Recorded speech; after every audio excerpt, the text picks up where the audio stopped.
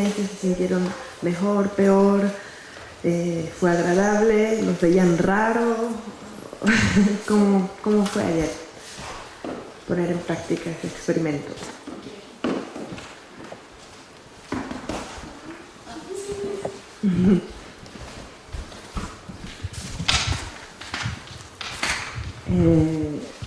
Eu senti que quando hacemos isso, criamos mais paz interna em nós outros e em las pessoas.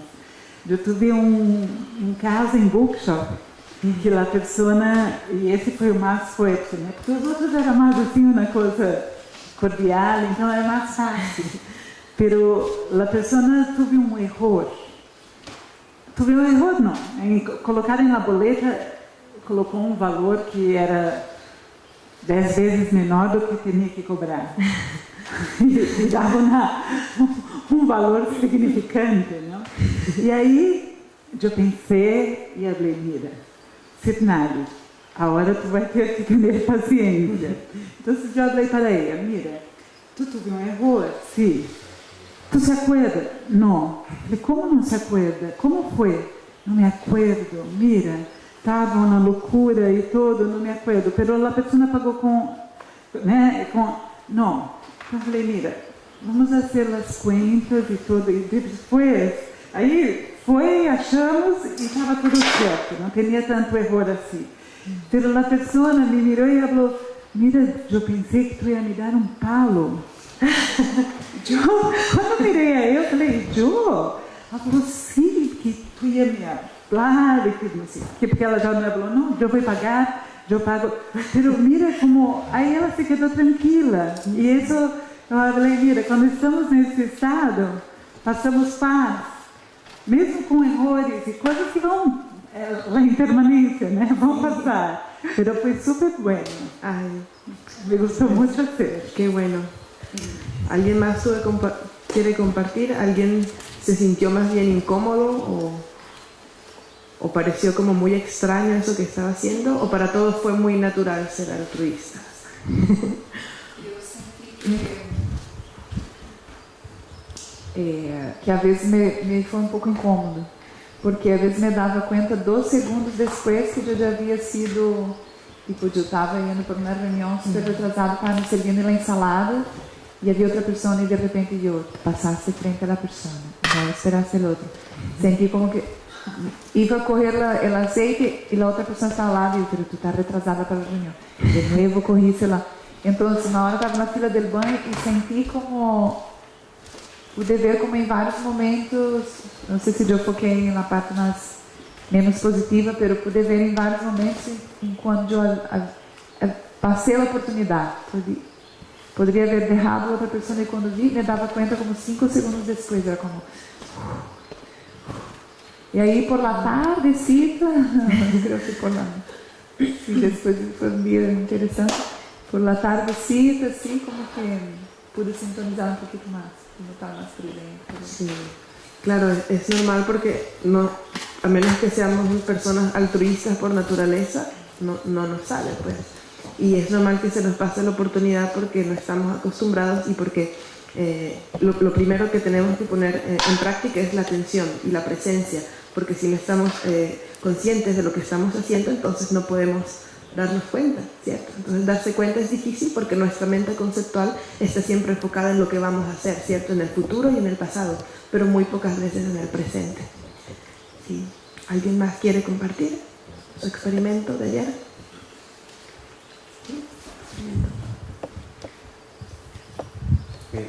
En un momento vi a un amigo que estaba, este campamento lo he visto bien solo, y estaba en el segundo piso y le llevé un vaso de jugo y se quedó así.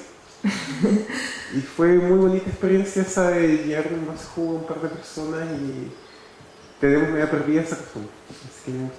Ay, sí, que bueno, es increíble a veces los buenos resultados que se pueden obtener con algo tan pequeño, ¿cierto? Como Aquiles también me contaba que, bueno, algo que veía un poco raro, pasar el tenedor a la otra persona, ¿no? Es como nosotros mismos no estamos acostumbrados a hacerlo, pero las personas tampoco están acostumbradas a recibir, ¿cierto? Entonces es como algo tan pequeño como dar un vaso de jugo puede cambiar totalmente la energía de esa persona, ¿verdad? Puede sentirse totalmente solo, de repente sentirse acompañado. Y no nos cuesta mucho, ¿no?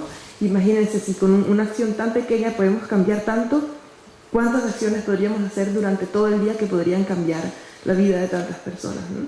Es increíble, con un vaso de jugo cambiaste algo grandísimo. Imagínate cuántas cosas podrías hacer a lo largo del día, ¿cierto? Y no nos damos cuenta porque no estamos pensando en eso, estamos pensando en el pasado y estamos pensando en el futuro, no estamos enfocados en lo que estamos haciendo. ¿Y alguien más? Aquí.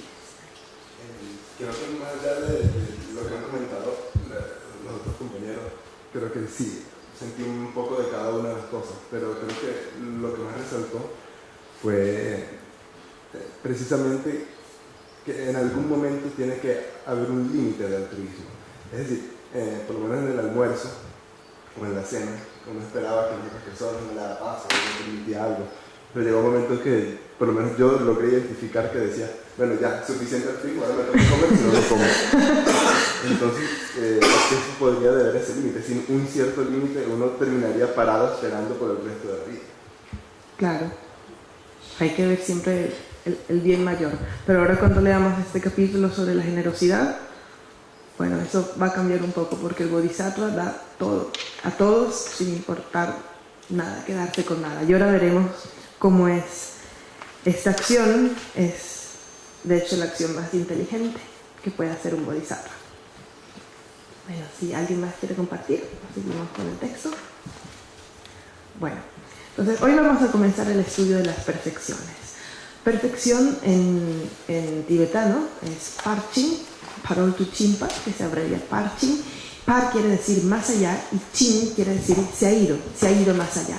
Por eso, a pesar de que se traduce en varios idiomas como perfección o perfecciones, la palabra paramita en sánscrito, Parchin en tibetano, significa trascender, haber ido más allá, haber trascendido una determinada cosa. Y lo que estamos trascendiendo en este caso es el samsara. Son cosas que nos ayudan a ir más allá del samsara. De hecho, ahora nosotros vamos a estudiar las perfecciones, generosidad, ética, paciencia, etc. Pero en realidad la perfección, tenemos la práctica de la perfección y la perfección de la práctica. Entonces, la práctica de la perfección, o de las paramitas, de las trascendencias, que podríamos también llamarlas, o prácticas trascendentales, es cuando ponemos justamente en práctica los principios de la generosidad y hacemos acciones de cuerpo o de palabra que están en armonía con este principio. Pero la perfección de esta práctica ocurre cuando todas estas acciones de cuerpo y de palabra las estamos haciendo combinadas con la sabiduría de la vacuidad. Es decir, estamos haciendo, hablemos de la generosidad, porque hoy vamos a hablar de la generosidad, una acción de dar. La generosidad es la mente de dar, pero al mismo tiempo estamos reconociendo que ni la persona que da, ni el que recibe, ni el acto de dar, ni el objeto que se da, existen en realidad. Entonces, según la filosofía budista, cuando logramos poner en práctica algunas de las perfecciones, manteniendo presente que son vacuidad, que ninguno de los objetos o sujetos incluidos en esta acción existen verdaderamente, entonces estamos practicando la perfección de esta práctica, porque está unida la acumulación de mérito con la acumulación de sabiduría.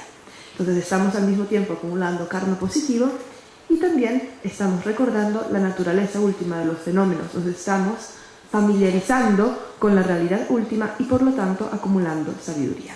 Entonces esto sería lo ideal, practicar generosidad, ética, paciencia, esfuerzo, etc., manteniendo presentes la naturaleza de los fenómenos, que todo lo que estamos haciendo, aunque yo estoy dando algo a otra persona, ese yo no existe en realidad.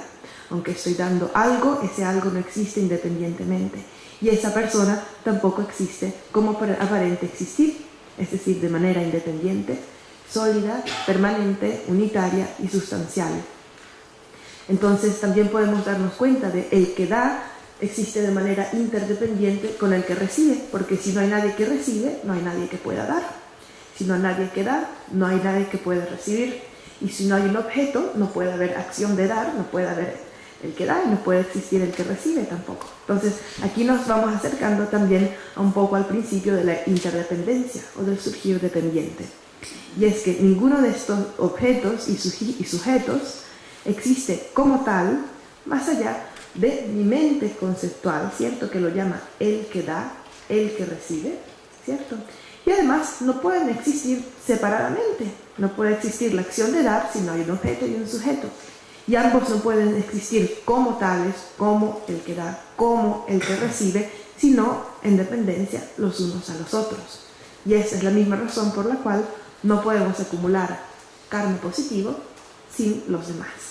Somos totalmente interdependientes. Dependemos de los seres para poder alcanzar la iluminación. Por eso, ahora más adelante en este texto que leeremos, hay una parte donde se recuerda que los seres son un campo infinito de mérito, porque a veces cuando practicamos el budismo tenemos la tendencia a hacer ofrendas, postraciones y a respetar a los objetos que son símbolos de la cuerpo, palabra y mente iluminada del Buda, las escrituras, ¿cierto? Las estatuas, las imágenes y todas estas cosas. Y es cierto, se le llama campo de mérito porque de cierta forma nuestra proyección mental hacia dicho objeto les da una determinada importancia, y entonces todas las acciones que hacemos hacia el campo de mérito, hacia la imagen del Buda, son buenas para nuestra mente, nos ayudan a acumular mérito. Pero en realidad el mérito como tal, las perfecciones, la práctica de las paramitas, que es el vehículo del Bodhisattva, se obtiene solamente gracias a los demás seres. Si no hay nadie que necesita algo, no puedo darle algo y no puedo practicar la generosidad. Entonces no puedo acumular el karma positivo que deriva de esa práctica. Si no existe alguien que me atormenta, entonces no puedo practicar la paciencia, ¿cierto? Eso lo veremos pasado mañana. Si no existe algo que no quiero hacer, entonces no me puedo esforzar por hacerlo y no puedo practicar el esfuerzo. Si no existen acciones, si no tengo una tendencia a hacer acciones negativas que hacen daño a los demás, tampoco puedo practicar la ética de evitar esas acciones negativas. Si no hay ignorancia, no puedo generar sabiduría. Si no hay samsara, no puede haber nirvana. Y entonces de eso se tratan un poco las perfecciones, que lo ideal sería que sean practicadas, combinadas con la sabiduría, que se da cuenta que todos objetos, sujetos y acciones no existen de verdad y son interdependientes. Entonces existe un orden para las paramitas, para estas perfecciones. Hay algunas discrepancias según el orden correcto, pero vamos a presentarlo de la siguiente manera.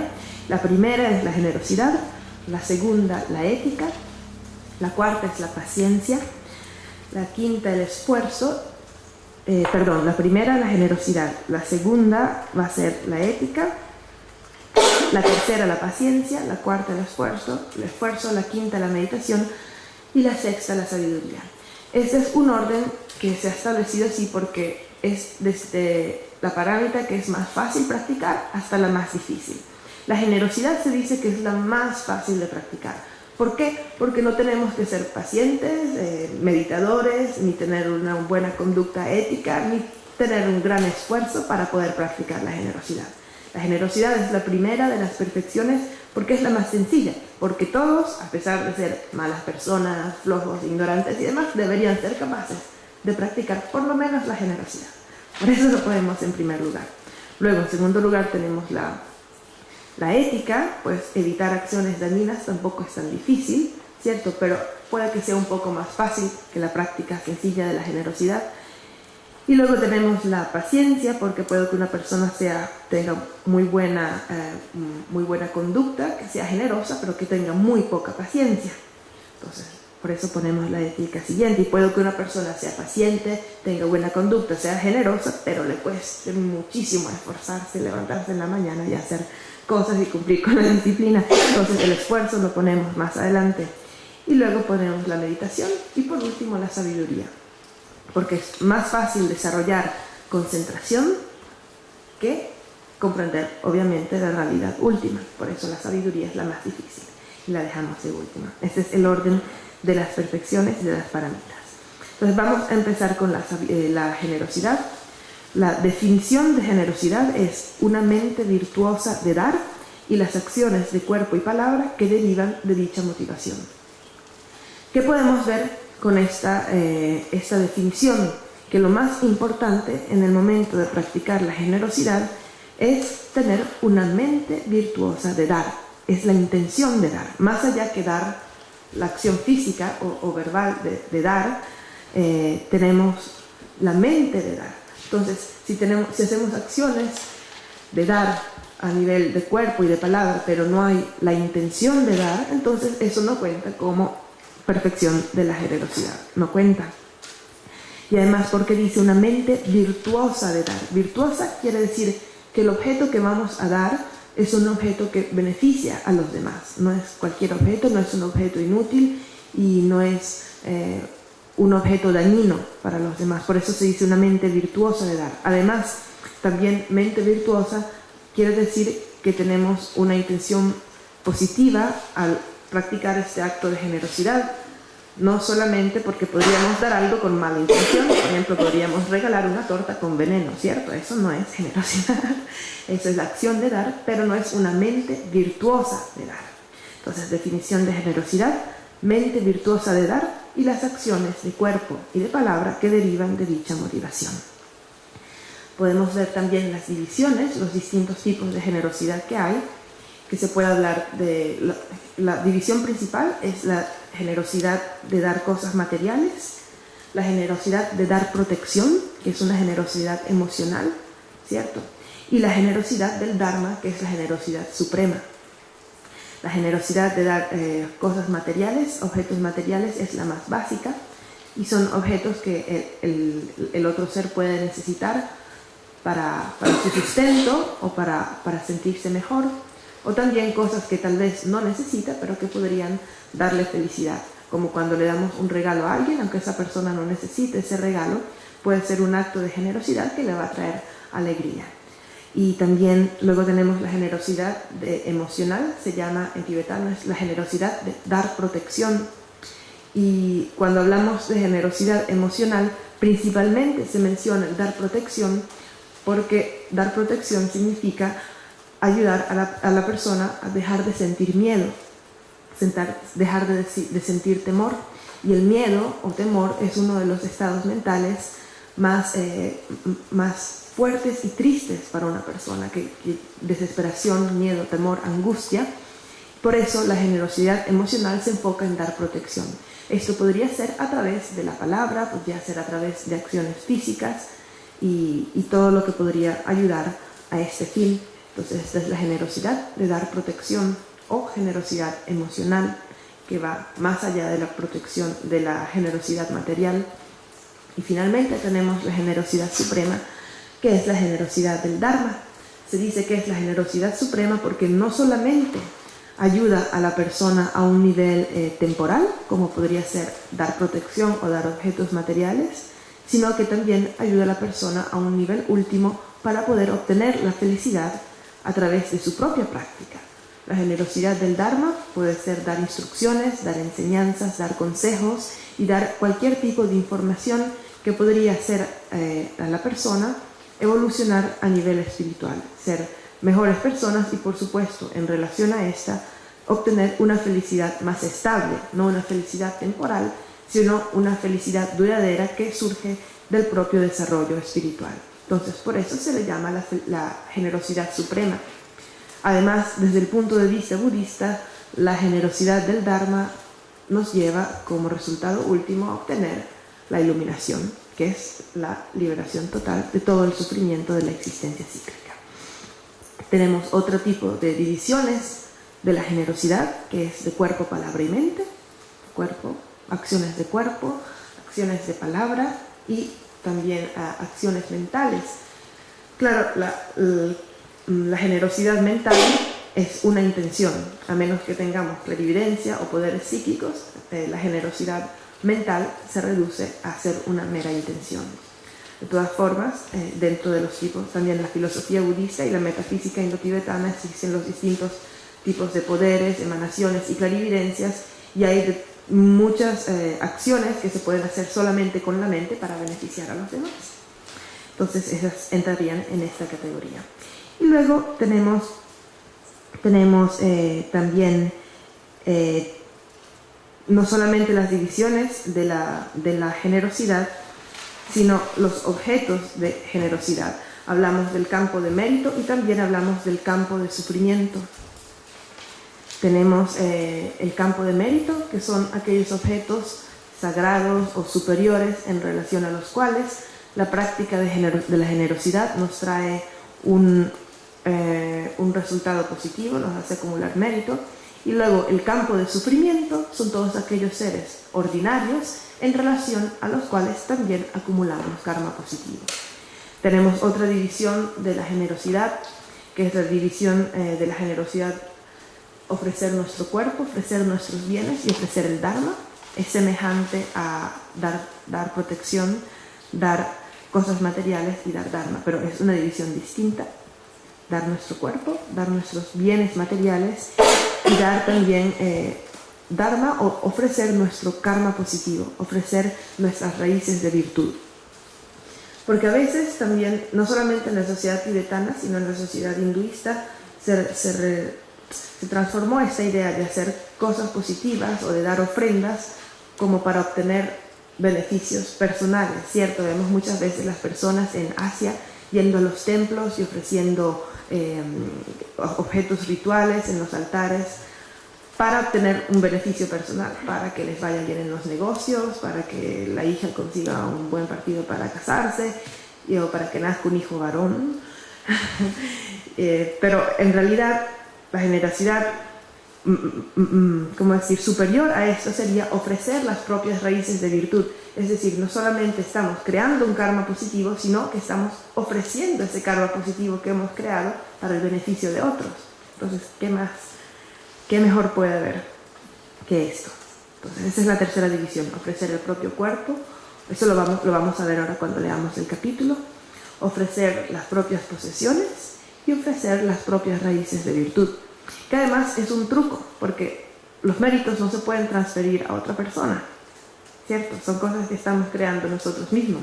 Pero la intención de desear que a través de este mérito que yo he acumulado pueda tal y tal persona beneficiarse, eso hace que se incremente el mérito, que se multiplique, ¿cierto? Entonces, como a menudo dice el Dalai Lama, el egoísta inteligente es altruista, ¿cierto?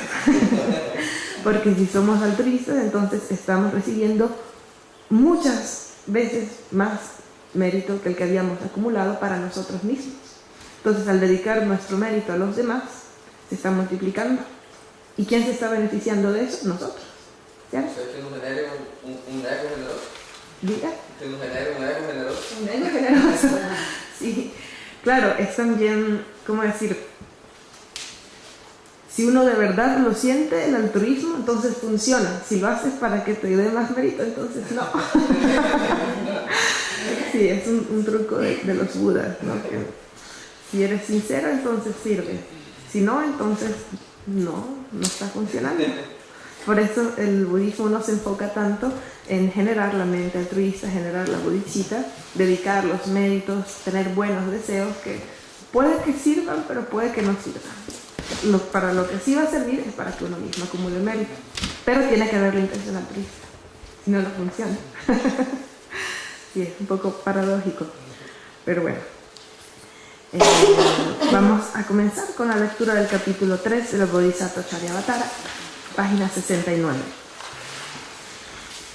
Como dijimos ayer, esta Bodhisattva Charyavatara, una guía para la conducta del Bodhisattva, es una descripción de todo lo que se necesita generar para obtener la iluminación, la práctica de las perfecciones. Y vamos a comenzar en el capítulo 3, porque aquí comienza la descripción de la práctica de la generosidad, pero también porque los capítulos anteriores incluyen la famosa plegaria en 7 ramos. Conocen la plegaria en 7 ramos, ¿cierto? Mira, postraciones, ofrendas, confesión, alegrarse, pedir que hagan girar la rueda del Dharma, no entrar en el nirvana, y dedicación. Entonces, este capítulo comienza a partir del alegrarse o el regocijo, que es alegrarse por todo lo positivo que hay en el mundo. porque los capítulos anteriores al capítulo 3 ya cubren las primeras 3 ramas de las 7, es decir, postraciones, ofrendas, confesión. Por esto el capítulo 2 se llama la confesión, o también se llama revelación del mal. Pero nosotros vamos a empezar por el 3, que tiene los primeros 4 versos. Los primeros 4 versos son la rama del regocijo, de alegrarse por todo lo positivo que hay. Y a partir de, luego tenemos el verso número 5, que es pedir a los Budas que hagan girar la rueda del Dharma. La siguiente rama es el verso número 6, no entrar en el Nirvana. Y el verso número 7 es la dedicación. A partir de la dedicación comienza la práctica de la generosidad, porque el Bodhisattva utiliza todos sus méritos para dedicárselos a los demás seres. Entonces, así comienza el capítulo número 3 y dice: con alegría celebro los estados de felicidad de aquellos que todavía sufren y los actos virtuosos que mitigan el sufrimiento de los reinos desdichados de todos los seres. Esto es porque cuando técnicamente, ahora este capítulo lo vamos a estudiar como la presentación tradicional tibetana, que tienen muchos títulos, subtítulos, divisiones, número 1, número 2, número 3, y vamos a tratar de ubicarlos dentro del texto. Entonces, cuando hablamos de alegrarnos de las virtudes, hay 3 tipos de virtudes de las cuales no podemos alegrar. La primera son las virtudes o el karma positivo que se realiza dentro del samsara y que, a pesar de que proyectan el samsara, libera de los reinos inferiores o mitiga el sufrimiento. Por eso esa es la primera manera de alegrarse de las raíces de virtud, que son las raíces de virtud que proyectan en el samsara. Porque cuando estudiaremos el karma más adelante, veremos que existe un karma meritorio y un karma que nos proyecta dentro del samsara, pero hacia los reinos superiores de existencia, y existe un karma virtuoso que saca del samsara. Entonces, el primer modo de alegrarse es alegrarse de este mérito que proyecta en el samsara. Por eso dice: celebro los estados de felicidad. Eso quiere decir los reinos superiores. Los estados de felicidad se refieren a los reinos superiores de existencia. Y aquellos que todavía sufren simplemente quiere decir que están atados a la existencia cíclica. Entonces, me alegro porque, a pesar de estar en la existencia cíclica, no experimentan un sufrimiento tan grande como los de los reinos inferiores. Y luego dice: y los actos virtuosos que mitigan el sufrimiento de los reinos desdichados de todos los seres. Esto quiere decir también que todos los seres que se encuentran en los reinos inferiores de existencia, que son los reinos animales, infernales y espíritus hambrientos, entonces pueden haber acciones hechas por ellos mismos o por los demás que les ayudan a sufrir menos, ¿cierto? Como cuando ayudamos a los animales y demás. Entonces, el primer modo de alegrarse de la virtud dentro del samsara incluye tanto aquel karma que nos proyecta en los reinos superiores de existencia, como el karma que ayuda a disminuir el sufrimiento en los reinos inferiores de existencia. Luego, el segundo punto se refiere a la segunda manera de alegrarse, o razón por la cual alegrarse de las virtudes que nos llevan a la liberación individual. Y dice: me alegro de la acumulación de mérito que es la causa para alcanzar la iluminación. Celebro la liberación definitiva del sufrimiento del samsara conseguida por los seres. Ahora, esta traducción ha traducido iluminación, que es correcta, pero en este caso se refiere a la liberación individual, y en lugar de acumulación de mérito hubiera sido mejor decir el karma positivo, porque recordemos, como vimos ayer, que el vehículo Hinayana no completa la acumulación de mérito. Entonces, técnicamente, la palabra acumulación de mérito la utilizamos para el vehículo Mahayana. Sí, pero el segundo motivo de alegrarse es alegrarse por aquellos que han obtenido la liberación. Y el tercero es por aquellos que han obtenido la iluminación, ¿cierto? Entonces nos alegramos de los seres que obtienen felicidad en el samsara, de los seres que se liberan individualmente del samsara y de los seres que obtienen la iluminación completa, que es el verso número 3. Entonces, en lugar de decir me alegro de la acumulación de mérito, podríamos decir de karma positivo, que técnicamente es ese tipo de mérito que acumula el practicante del vehículo inferior y que lo lleva a liberarse individualmente del samsara sin obtener la iluminación completa, se llama Karma positivo en armonía con la liberación, así lo llamamos, karma positivo en armonía con la liberación.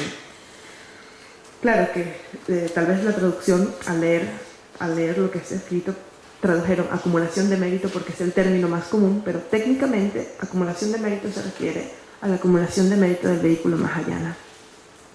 Y bueno, el verso número 3, como acabamos de decir, me alegro de la iluminación de los protectores y de los niveles de realización de sus herederos. Aquí la palabra protector son simplemente los budas, es un epíteto para los budas, en tibetano, chopa, protectores, budas.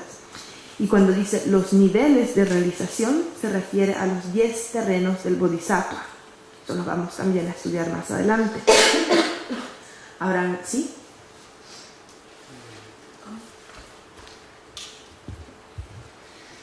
Aquí dice en el 2, ¿Sí? celebro la liberación definitiva. ¿Sí? Y por lo que yo había entendido, cuando es solo la liberación individual del Hinayana, la liberación no es definitiva, porque la persona tiene que volver a encarnar. No, la liberación es definitiva, pero la iluminación no se ha obtenido completamente. La liberación es definitiva porque ha erradicado la ignorancia, que es el principio del samsara. Ahora, hay una diferencia entre estar en el samsara y morar en el samsara, o estar atados en el samsara. En tibetano se diría así, estar en el samsara y nepa, como entrar, vivir en el samsara. Entonces nosotros estamos atados al samsara, pero una persona que se ha liberado puede entrar en el samsara sin estar atado al samsara. Por ejemplo, el Buda Shakyamuni, cuando estaba aquí, había obtenido la iluminación, ¿cierto? Pero aún así estaba en la existencia psíquica, estaba conversando con los seres, estaba dando enseñanzas. Entonces ese es un ejemplo de alguien que está en el samsara, pero no mora en el samsara, no habita el samsara. Entonces el arhat, cuando ha alcanzado la liberación definitiva, no vuelve al samsara sin libertad, no vuelve al samsara sin libertad, vuelve voluntariamente, igual que los bodhisattvas del primero al 10º nivel, están casi liberados del samsara, se están liberando, pero voluntariamente vuelven al samsara. Entonces eso ya no cuenta como estar atados al samsara, porque la definición de samsara es tomar una y otra vez, sin libertad, los agregados contaminados de cuerpo y mente. Entonces podemos ver que el samsara no es un lugar físico, ¿cierto? El samsara es un lugar mental, es un lugar que tiene que ver con nuestra contaminación. Entonces el arhat no tiene agregados contaminados, porque se ha liberado de la ignorancia, y la ignorancia, recordemos que si se elimina la ignorancia que se aferra al yo, se elimina el aferramiento al yo, se elimina la actitud egocéntrica, todas las aflicciones principales, secundarias, que crean karma negativo, que crean sufrimiento. Entonces el arhat, o el ser liberado, no tiene nada de eso. Pero puede entrar al samsara para acumular mérito. Eso no quiere decir que no esté liberado del samsara. O sea, el que está en Hinayana y que busca solo su liberación individual, cuando llega a ser arhat, igual reconoce que tiene que acumular mérito y volver para hacer el bien a los seres. No se dice que lo reconoce, sino que los bodhisattvas lo van a despertar. Y los budas y los bodhisattvas lo van a despertar. De nada. Entonces, los niveles de realización son los famosos bhumis, o los 10 terrenos del bodhisattva. Algunos habrán oído hablar de los 5 senderos y de los 10 terrenos del vehículo Mahayana. Desde el primer momento en que surge la bodhicitta, se entra en el sendero de la acumulación de mérito, por eso se llama sendero de la acumulación. En un determinado momento, cuando surge la unión de calma mental y visión profunda, que tiene como objeto la ausencia de yo, o la vacuidad, se entra en el sendero de la preparación o de la unión. Muchas veces se traduce como sendero de la preparación, pero en realidad es más preciso llamarlo sendero de la unión, porque es la unión de calma mental y visión profunda que tienen como objeto de observación la calma mental. Entonces, el bodhisattva, que ya ha desarrollado bodhicitta, acumulado mérito, logra obtener esta visión y tiene una percepción conceptual de la vacuidad. En el momento en que surge la percepción directa, es decir, no conceptual de la vacuidad, entra en el sendero de la visión, y este es también el primer nivel, el primer terreno. A partir del sendero de la visión, que es el primer terreno, hay 9 terrenos más, los que completan los 10 terrenos del bodhisattva, y todos los segundos 9, por decir, después del primero, que es sendero de la visión, Todos los demás son sendero de la meditación, en el que el bodhisattva va purificando más y más y más sus aflicciones y sus obstrucciones cognitivas y aflictivas hasta obtener la iluminación. Entonces, de eso se alegra en el tercer verso. Me alegro de la iluminación de los protectores, es decir, de los budas, y de los niveles de realización de sus herederos. Estos son los 10 terrenos y los herederos son los bodhisattvas. Lo han traducido como herederos porque en tibetano la palabra es Gyaltse, que quiere decir príncipes. Gyal es rey, conquistador, rey, y Se es hijo. Hijo del rey es el príncipe. Entonces se dice que los bodhisattvas son los hijos de los budas o los herederos, los príncipes, porque en el futuro serán reyes, es decir, serán budas, van a obtener la iluminación. Entonces, herederos, príncipes, todo esto son epítetos también para el bodhisattva. Luego en el número 4 dice, me alegro, con júbilo me alegro de ese océano de mérito que entraña la intención de llevar a la felicidad a todos los seres, así como de todo aquello hecho para su beneficio. Este verso número 4 es un regocijo en la mente de la iluminación, la bodhicitta. Cuando dice ese océano de mérito que entraña la intención de llevar la felicidad a todos los seres, esto no es nada más y nada menos que la bodhicitta, la mente de la iluminación, porque la mente de la iluminación tiene una definición muy hermosa, que es el deseo de que los demás alcancen la iluminación, acompañado por el deseo de la propia iluminación. Entonces, vemos en esta definición que la bodhicitta o la mente de la iluminación en realidad no es el deseo de que yo alcance la iluminación por el beneficio de los demás. Leemos en todos los textos, pueda yo alcanzar la iluminación por el beneficio de los demás, pueda yo alcanzar la iluminación, pero en realidad la definición de bodhicitta dice, es el deseo de que los demás alcancen la iluminación, acompañado o ayudado por el deseo de la propia iluminación. Entonces vemos que lo principal dentro de la mente de bodhicitta es, de nuevo, la actitud altruista. Lo más importante no es que yo alcance la iluminación, sino que los demás la alcancen. ¿Y cómo puedo ayudar a que esto ocurra? Pues alcanzándola yo mismo. Pero lo principal no es mi iluminación, lo principal es la iluminación de los demás. Por eso al bodhisattva no le importa quedarse por 3 eones infinitos acumulando mérito y sabiduría en el samsara. Porque el bodhisattva dice, bueno, puedo hacer lo que sea porque los demás se iluminen y se liberen del sufrimiento, como ellos son infinitos y yo soy uno, no importa, me quedo por 3 infinitas kalpas o eones en este samsara, porque lo más importante es que ellos se liberen. Y mientras tanto yo acumulo mérito y sabiduría. Y esto es a lo que se refiere con ese océano de mérito que entraña la intención de llevar a la felicidad a todos los seres. Bodhicitta. Así como de todo aquello hecho para su beneficio. Y estas son las perfecciones, las 6 perfecciones, que es lo que estamos estudiando. Podemos ver, ¿cierto?, la relación entre las perfecciones y la bodhicitta. La bodhicitta como causa de la iluminación y las perfecciones como instrumento para generar bodhicitta y como resultado de la bodhicitta misma. Es un círculo. Se crea bodhicitta, se practican las perfecciones. Las perfecciones hacen que aumente la bodhicitta y así sucesivamente, como decía Geshe-la, de felicidad en felicidad hasta la iluminación. Luego, a partir del verso número 5, no, solo el verso número 5 es la quinta rama, la rama de pedirle a los budas que hagan girar la luz de la rueda del Dharma. Y dice, a los budas de todas las direcciones, con las manos unidas, les ruego que alumbren con la luz del Dharma a los seres que vagan a tientas en las tinieblas del sufrimiento. Entonces, la luz del Dharma, podríamos hablar del Dharma de 2 formas. Tenemos el Dharma de las escrituras y el Dharma realizado. Esto en tibetano son Lung, Tok. Lung son las escrituras, Tok es la práctica, pues haber completado, poner en práctica el Dharma. Entonces, el Dharma de las escrituras son todos los textos, tanto textos como instrucciones orales, comentarios y consejos, todo lo que viene de afuera, ¿cierto? Lo que viene de afuera y nos da conocimiento sobre el Dharma. Esto lo llamamos el Dharma de las escrituras. Esto podría ser a través de un libro, podría ser a través de un maestro, podría ser a través de un amigo, podría incluso ser a través de nuestro maestro interior, ¿cierto? Todo esto lo llamamos Dharma de las escrituras. Y luego tenemos el Dharma realizado, o el Dharma de la práctica, que son todas aquellas acciones de cuerpo, palabra y mente que están en armonía con la iluminación. La práctica de la generosidad es un Dharma de la realización, es un Dharma realizado, porque es una acción de Dharma. Decir algo, consolar a alguien es Dharma también. Todas las acciones positivas que nos hacen acumular mérito y purificar karma negativo y que nos llevan hacia la iluminación son también Dharma. Entonces, que alumbren con la luz del Dharma, ¿cierto? Tanto de las escrituras como de la práctica, a todos los seres. Que vagan a tientas en las tinieblas del sufrimiento.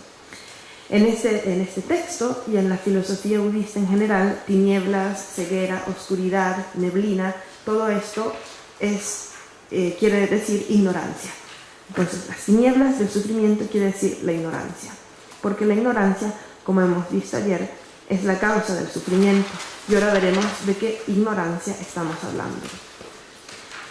En el número 6 es la siguiente rama, la rama número 6, que es pedir a los budas, a los bodhisattvas y a los maestros en general que no entren en el nirvana, sino que permanezcan en el samsara ayudando a los seres a evolucionar. Y por eso dice: a los victoriosos que desean pasar al nirvana, con las manos unidas les ruego que no nos abandonen en nuestra ceguera, de nuevo ignorancia, sino que se queden durante incontables eras. Sí, la palabra es eones, esa unidad inconmensurable de tiempo de la que hablamos ayer.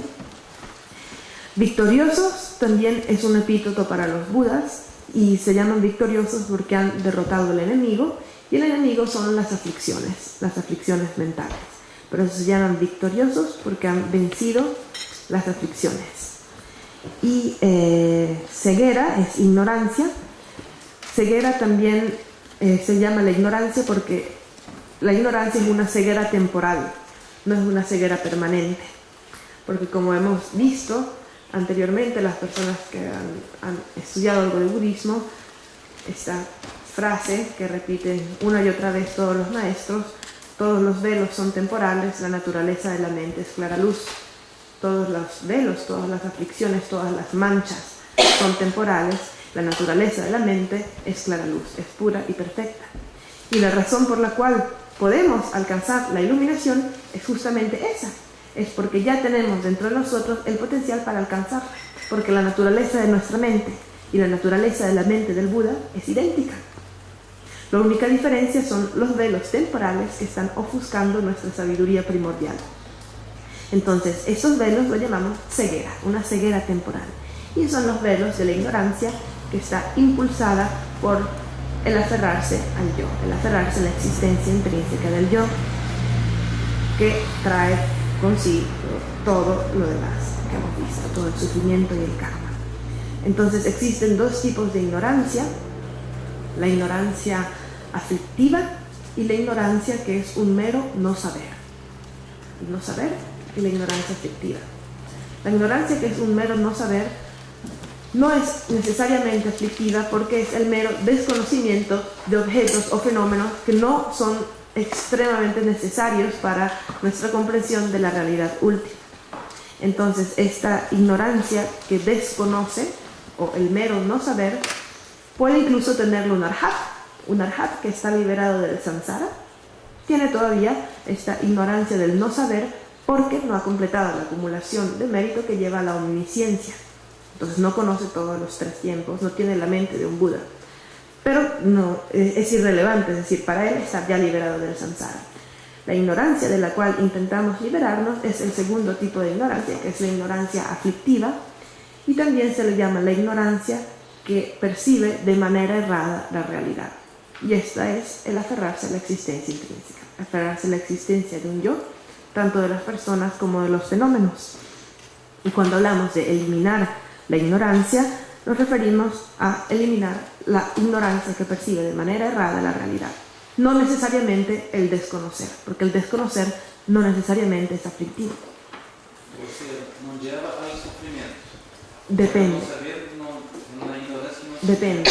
Por ejemplo, si tú no sabes exactamente cuántas hojas tiene el árbol que está detrás de ti, ¿sabes? Eso no necesariamente te trae sufrimiento, ¿cierto? Mas qual seria um caso que poderia levar ao sofrimento desse mero não saber? Podría llevar, pero se cataloga como no aflictivo porque no trae sufrimiento. Los fenómenos son infinitos, hay infinitos objetos de conocimiento, pero no todos nos sirven para liberarnos del sufrimiento, ¿cierto? Entonces la ignorancia aflictiva es la ignorancia que distorsiona la realidad. Una cosa es no conocer y otra cosa es percibirlo, pero errado. Y eso es lo que estamos haciendo, esa es la raíz del sufrimiento, percibir el objeto de manera errada. Es decir, la apariencia de existencia verdadera la tomamos como real, mientras que su verdadera esencia, que es su no existencia intrínseca, no la vemos, ¿cierto? Así como cuando, debido al aferramiento al yo, tenemos una mente que aumenta las características negativas del objeto de aversión, ¿cierto? Y una mente que incrementa las características positivas del objeto de deseo. Entonces, esa distorsión es ignorancia aflictiva. Y por supuesto, todo esto viene de la mente que cree que esos objetos existen verdaderamente. Por eso hablamos de ignorancia aflictiva. Pero el mero desconocer no es necesariamente aflictivo. Como te digo, si no sabemos si en los baños hay alguien o no, no nos cambia nada en este momento. ¿Cierto? Sí.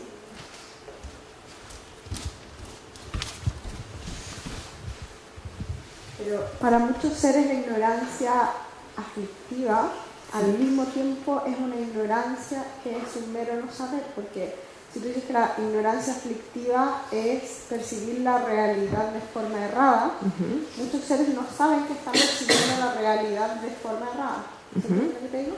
Entonces pueden ser las dos al mismo tiempo, porque yo puedo, por ejemplo, la gente que está en samsara y que no ni siquiera sabe que existe un camino de la iluminación. Claro, pero eso es percibir de manera errada. Sí, pues, pero ellos no saben que están percibiendo de manera errada, ni siquiera saben que existe un camino de la iluminación. A lo mejor nunca han escuchado la palabra, entonces también es un no saber para ellos.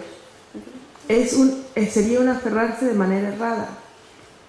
Sería un aferrarse de manera errada al samsara como lo único que hay. ¿Entiendes?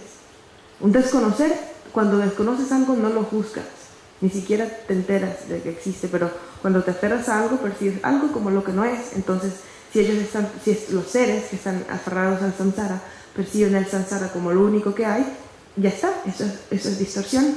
Se están percibiendo como que eso es lo único que hay. ¿Entiendes? Sigue siendo ignorancia aflictiva. Sí, pero es ignorancia, o sea... Si afecta de manera negativa, es aflictiva. Si es irrelevante, es el mero no saber. Porque no debemos, ¿sabes? Estás hablando de desconocer como de manera muy literal, pero el término técnico para ignorancia del mero no saber es eso, lo que no te afecta. Cualquier objeto de conocimiento que al no conocerlo no te afecta, ¿cierto? Pero sí hay varios debates, lo que acabas de decir es uno de los debates que se hacen en la escuela de filosofía, porque dicen el no saber que el yo no existe es ignorancia aflictiva y están yendo a un desconocer. Pero el debate se concluye diciendo que técnicamente el tipo de ignorancia al que nos referimos como mero no saber es si no te afecta de manera negativa. Es una palabra, simplemente. Todo lo que sí te afecta de manera negativa se le llama ignorancia aflictiva. Pero ahí la diferencia estaría en que tú te das cuenta de que al otro le afecta de manera negativa, pero el otro no se está dando cuenta de que a sí mismo le afecta de manera negativa. No importa, igual le afecta de manera negativa. Además, también dentro de la ignorancia aflictiva tienes ignorancia con respecto a la ley de causa y efecto, ignorancia con respecto a las vidas pasadas y futuras, ignorancia con respecto a la realidad última. Y claro, todo esto es por desconocer. Si alguien ignora la continuidad de la conciencia o las vidas pasadas y futuras, es que la desconoce. Pero también es una ignorancia aflictiva, porque le afecta de manera negativa. Entonces, más allá de el término en sí, desconocer, tienes que ver si le afecta de manera negativa o no. Si no le afecta, se le llama técnicamente mero desconocer. Si, aunque sea un desconocimiento, le afecta de manera negativa, se llama ignorancia, que se aferra de manera errada a la realidad o que distorsiona la realidad. ¿Sí? Ahora tenemos un break por media hora. Sí, media hora. Media hora.